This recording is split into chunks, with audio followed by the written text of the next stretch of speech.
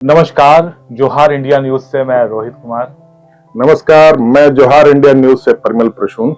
साथियों, आज जिस विषय पर हम लोग चर्चा करने वाले हैं वो विषय है कि हमारे आंगन में कल तक देखा जाता था कि गौरैया, जो कि हमारे परिवार की एक सदस्य हुआ करती थी और उसकी चहचहाहट से पूरा आंगन गूंज उठता था। आज उसकी चहचहाहट सुनने को नहीं मिलती है, घर में सन्नाटा पसरा हुआ है। तो इस संदर्भ में आज हम लोग बात करने वाले हैं। तो परिमल जी, इस पर आपका क्या विचार है? रोहित जी, बहुत ही रोचक और बहुत ही महत्वपूर्ण विषय है। बिल्कुल। और मुझे लगता है कि हम जितने भी मानव जीवन में व्यक्ति हैं, घर में रह रहे हैं, बिल्कुल, एक अछूता ऐसा विषय है जिस पर किसी का सहज ध्यान नहीं जा रहा है। जी बहुत अच्छे विषय को लेकर के आज चर्चा होगी। जी। देखिए, गौरैया हमारे जीवन में, हमारे सफलताओं के लिए, हमारे जीवन में प्रेरणाओं के लिए, बिल्कुल, और हमारे जीवन में एक संगीत और एक राग छेड़ने के लिए बहुत ही महत्वपूर्ण, मैं उसे पक्षी नहीं कहूंगा बल्कि अपने परिवार का एक सदस्य कहूंगा। बिल्कुल। इसीलिए तो मैंने जिक्र किया कि वो हमारे एक परिवार के सदस्य हुआ करती थी। लेकिन इसके क्या कारण है कि ये प्रजाति जो है धीरे धीरे विलुप्त होती जा रही है और इसका असर आज पूरी तरह से देखने को मिल रहा है। रोहित जी, मैं आपको बताना चाह रहा हूँ, शायद आपने अपने बचपन काल में भी देखा होगा, मेरे दर्शकों ने भी देखा होगा बिल्कुल कि गौरैया हमारे घरों में, हमारे जो रोशनदान हुआ करते थे घरों के, हाँ हाँ, पहले हमारे यहाँ जो आर्किटेक्ट जो घर बनाते थे वो रोशनदानों को बहुत बड़ा बनाया करते थे जी। और उन रोशनदानों से होकर के वो हमारे बेडरूम तक कई कमरों को क्रॉस करते हुए आपने देखा होगा गौरैया उड़ती हुई। हम लोग तो अपने पंखे बंद कर दिया हाँ, कि कहीं उससे क्षति ना हो जाए। हाँ, तो वो गौरैया उड़ती हुई हमारे कमरे से होते हुए फिर से उड़ती हुई दूसरे कमरे में जाती थी। हमें बाद में पता चलता था कि उस रोशनदान के तीसरे कमरे में, हमारे घर के तीसरे कमरे में उसने अपना घोंसला बना रखा है। और ये एक बहुत सहजता से पूरा परिवार लेता था और गौरैया को संरक्षण प्रदान करता था।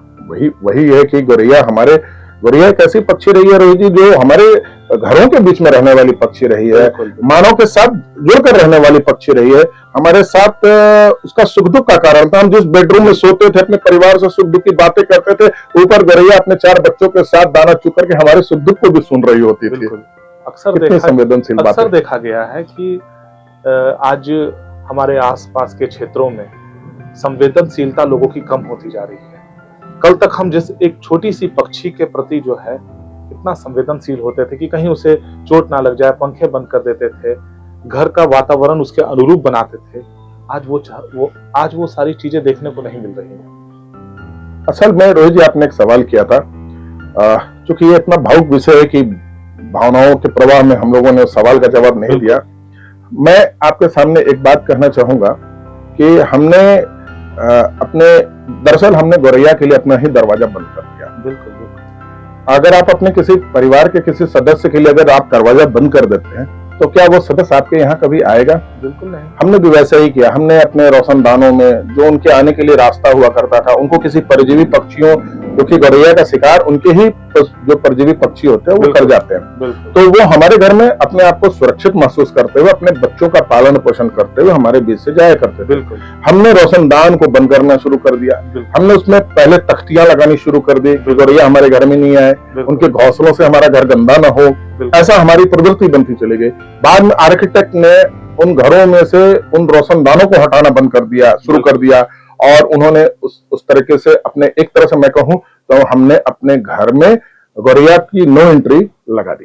ये वजह, बहुत बड़ा वजह। बिल्कुल। लेकिन अक्सर जो है वैज्ञानिक दृष्टिकोण से ये देखा जा रहा है कि जो टावर जो हम लोग प्रयोग कर रहे हैं, मोबाइल नेटवर्किंग टावर जो है, तो उसका प्रभाव जो है वो ज्यादा दिख रहा है। देखिए रोहित जी, वो तो एक मैं ये जो कहूंगा कि हमारे जीवन में आधुनिकता का कुछ न कुछ तो नुकसान हमें भरना पड़ता है। बिल्कुल, निश्चित तौर पर एक बड़ा वजह रहा। लेकिन मैं ये भी बता रहा हूं कि आज भी गौरैया हमारे बीच में है। बिल्कुल, मगर वो हमारे घर में नहीं है। मैं इसीलिए आपके बीच में ये रखना चाह रहा हूं कि टावर एक वजह बन सकता है, मगर एक बड़ी वजह हमने अपने घर से गौरैया को हटा करके किया है। तो कहीं ना कहीं वजह हम लोगों के बीच में इस बात का है कि हमने अपने घर से निकाला है। देखिए, एक बड़ी विडंबना है कि जब गौरैया के बारे में मैं कुछ चंद बातें आपके बीच में रखना चाहूंगा। जी बिल्कुल।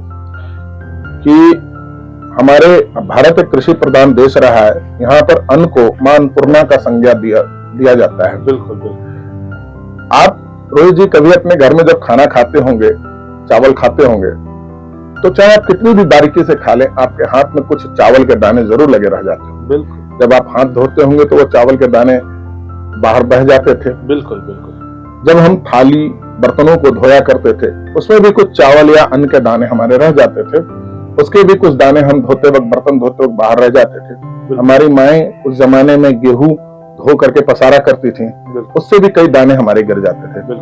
मैं बताना चाहता हूं कि ये गौरैया उन दानों को चुग कर, जी, उन्हीं गिरे हुए व्यवस्थित दानों को चुग कर जी, मां अन्नपूर्णा का भी सम्मान कर देती थी। बिल्कुल। ये अनाज का सम्मान ये कर देते थे। बहुत बड़ी बात है कि जब अनाज के दाने हमारे आंगन में रहते थे, गौरैया की चहचहाहट सुनाई देती थी, तो पता चल जाता था कि वो दाने जो है वो खाने के लिए चुने हैं।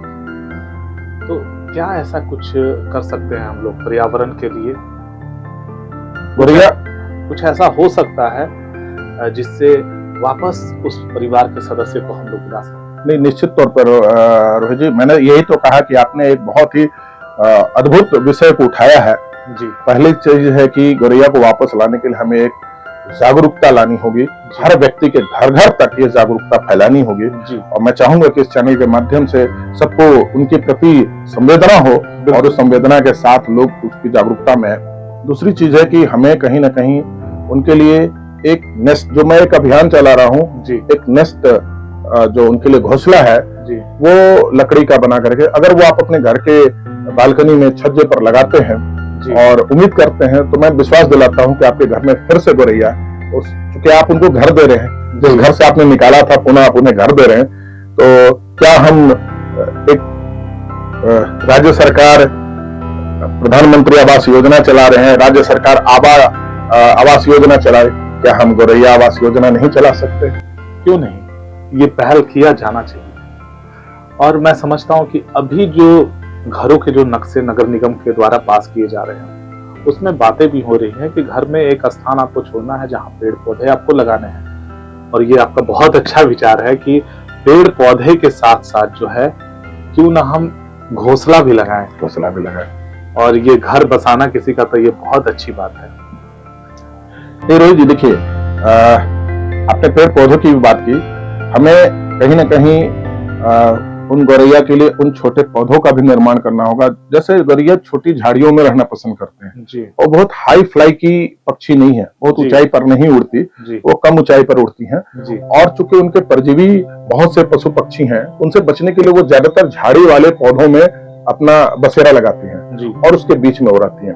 तो कहीं ना कहीं पर्यावरण के अंदर में हमें उनके रहने के लिए छोटे पौधों को लगाना आवश्यक हो जाएगा, पेड़ों को लगाना आवश्यक हो जाएगा। उनके संरक्षण के लिए छोटे पेड़, घोंसला लगाना, और कोशिश करनी होगी उनके लिए हम फिर से चावल और दाना अपने छतों पर रखें ताकि वो उसे खाने आए। क्योंकि देखिए वो हम पर निर्भर करती थी, बिल्कुल वो हम पर निर्भर करती थी, बिल्कुल, और हमें उन्हें अपने ऊपर निर्भर होने का गर्व भी होना चाहिए, बिल्कुल।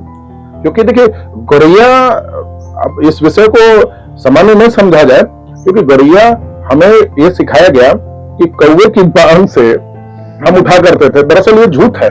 बिल्कुल, हम गौरैया के चहचहाहट से उठा करते थे रोहित। बिल्कुल बिल्कुल, सूर्योदय का पता चलता था कि सूर्योदय होने वाला है। 5 पहर की चहचहाट गौरैया करती है जी, बिल्कुल। 5 पहर में आप कभी भी महसूस कर लेंगे, अभी भी अगर किसी के घर के इर्द गिर्द गौरैया रह रही होगी तो आप महसूस करेंगे कि सुबह या शाम, सुबह जब आप उनको पेड़ों पर चहचहाते देखते हैं तो मानो ऐसा लगता है कि उन्होंने कोई फेस्टिवल छेड़ रखा है। जैसे हमारे यहाँ कोई फेस्टिवल में हल्ला हंगामा, म्यूजिक, डांस, संगीत चल रहा होता है, वैसे ही उनकी उस चहचहाट में वो चीज दिखता है कि वो उत्सव मना रहे हैं। और ये उत्सव वो हर दिन मनाते थे, सुबह मनाते थे, संध्याकालीन हम पेड़ों पर देखते थे, वहां मनाते थे। तो एक अद्भुत सकारात्मक ऊर्जा हमें गौरैया से प्राप्त हुई। झारखंड के कई जिलों में मैंने पाया है, वहां पे देखा भी है। सिमडेगा में गया था फिलहाल में, वहां मैंने देखा था। इसके बाद मैं दुमका भी मैं गया था, वहां भी मैंने देखा था। पलामू प्रमंडल में मुझे लगता है कि आपने देखा है क्या? रोहित जी, मैंने अभी जो कोयल नदी के किनारे कुछ प्लांटेशन जब से लगे हैं, जी जी जी, देखिए मैंने यही कहा कि एक छोटी सी शुरुआत, एक छोटी सी कोशिश। वो पेड़ तो लगाए गए थे कि वहां पर छाया रहे, लोग आके बैठे, लेकिन मानवों के लिए लगाए गए उस पेड़ में, जिसकी छाया के नीचे वो बैठने के लिए लगाए गए थे, जी जी, आज उन पेड़ों में आप संध्याकालीन जाएंगे, मैं डाल्टन के सभी लोगों को बताना चाहूंगा कि आप जब शाम को जाएंगे तो आप वहाँ पीपल के पेड़ों में और बरगद के पेड़ों में हजारों की संख्या में गौरैया को पाएंगे। क्या बात है। तो क्या ऐसा माहौल हम लोग शहरों में स्थापित नहीं कर सकते हैं क्या? निश्चित तौर पर कर सकते हैं। जो गौरैया आज पेड़ों पर रह रही हैं, जो हमारे आंगनों को छोड़ चुकी हैं, उनको हम अगर अपने घर में प्रश्रय दें, उनके लिए सोचना शुरू करें, स्कूल के बच्चे इस पर काम करना शुरू करें, हर स्कूल में इसके लिए अवेयरनेस किया जाए, स्पैरो सेव स्पैरो का अभियान चलाया जाए। साथ ही साथ आपने कहा इस पर किया कि फॉरेस्ट विभाग से इसमें विलुप्त पक्षियों के बारे में कार्य किया जाए तो बहुत आगे। मुझे लगता है कि वन पर्यावरण विभाग इसके लिए जागरूक है, परंतु ये कौन सी ऐसी बाधाएं हैं जिसके तहत जो है फॉरेस्ट डिपार्टमेंट भी खुल करके काम नहीं कर पा रहा है। तो इस पे कहीं ना कहीं मुझे ये भी लगता है कि हम लोगों की भी कुछ कमियां हैं जो हम लोग इस विषय पर खुल करके बात नहीं कर रहे हैं। जब तक देखिए विषयों को लाया नहीं जाएगा, सम्मुख ला करके जब तक मुखातिब नहीं हुआ जाएगा, समाज के कई संस्थान, कई वर्ग, आपके मीडिया चैनल के माध्यम से मुझे लगता है कि लोगों में अवेयरनेस आएंगे, लोग आएंगे आगे, मुझे उम्मीद है। तो जब वो आएंगे आगे तो वन विभाग का ध्यान अवश्य जाएगा इन विषयों पर। मैंने कहा ना कि ये विषय लोगों के संज्ञान से अब एकदम विस्मृत हो गया है दिमाग से, इसलिए अगर इन विषयों को बहुत मजबूती से अगर उठाया जाए तो हर विलुप्त पशु पक्षियों को बचाने के लिए फॉरेस्ट विभाग की एक कार्य व्यवस्था बनाई जाती है, और अगर इसकी मांग की जाए तो निश्चित तौर पर फॉरेस्ट विभाग की मदद इस गौरैया बचाओ अभियान में किया जा सकता है। मुझे ध्यान आता है कि कुछ सामाजिक संस्थाएं हैं जो कि पर्यावरण पे काम कर रही हैं। जी हाँ। लेकिन मैं अक्सर सुनता हूँ कि पर्यावरण पर वो सिर्फ पेड़ लगाने की और जो है उनका ध्यान अग्रसर है। अगर पेड़ लगाने के साथ साथ वो इस पर भी ध्यान केंद्रित करें कि गौरैया का घर कैसे बसाया जाना चाहिए, तो मुझे लगता है कि ये एक बहुत बड़ी पहल होगी। निश्चित तौर पर रोहित जी, देखिए वृक्षारोपण तो वो कर ही रहे हैं, लेकिन अगर वृक्षारोपण में वो इन बातों का सिर्फ उनमें यही बदलाव करना कि कुछ ऐसे पेड़ लगाए जिसको गौरैया बहुत पसंद करती है, उनका चुनाव अगर किया जाए तो उनके उस वृक्षारोपण में ही गौरैया बचाओ अभियान समाहित हो जाएगा।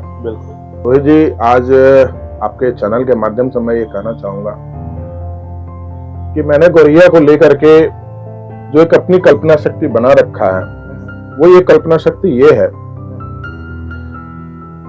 कि हम छोटी कविताओं में सुना करते थे, तिनका तिनका चुनकर लाती है ना, बार बार अपना घर बनाती है। उजड़े बार बार उसके घर, फिर भी वो गौरैया हार नहीं मानती है, और इन्हीं प्रयासों के साथ 2-4 बच्चों का पालन पोषण वो कर पाती है। हमारे घरों में हम जो आज छोटी छोटी बातों से हार जाते हैं, छोटी छोटी विषयों से अपने आप को हताश कर लेते हैं, मुझे लगता है कि गौरैया एक हमारे जीवन में हमारे लिए प्रेरणा है कि वो इतनी बार अपने घोंसले को बनाती है, इतनी बार छोटे छोटे तिनकों को हम गिरते हुए पाते हैं, फिर भी वो अपने नीड़ को बनाने में पीछे नहीं हटती है और अपने वंश का पालन करने में पीछे नहीं हटती है।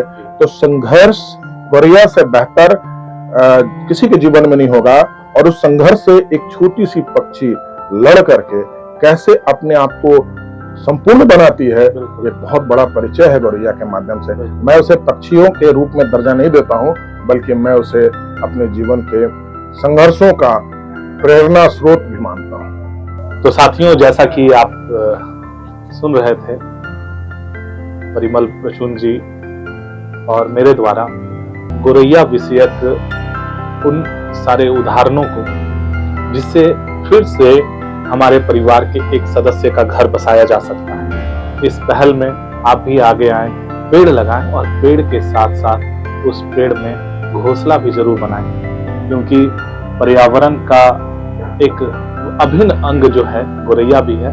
गौरैया हमारे आंगन में चहचहाती है तो पता चलता है कि सूर्योदय हुआ है, और सूर्योदय के साथ साथ हम अपने उज्जवल भविष्य की भी कामना करते हैं। इन्हीं सारी विषयों पर हम लोग फिर से चर्चा करेंगे। तब तक के लिए आप देखते रहिए जोहार इंडिया न्यूज, रोहित कुमार और परिमल प्रसून के साथ। जय हिंद, जय झारखंड, जोहार इंडिया। जोहार इंडिया।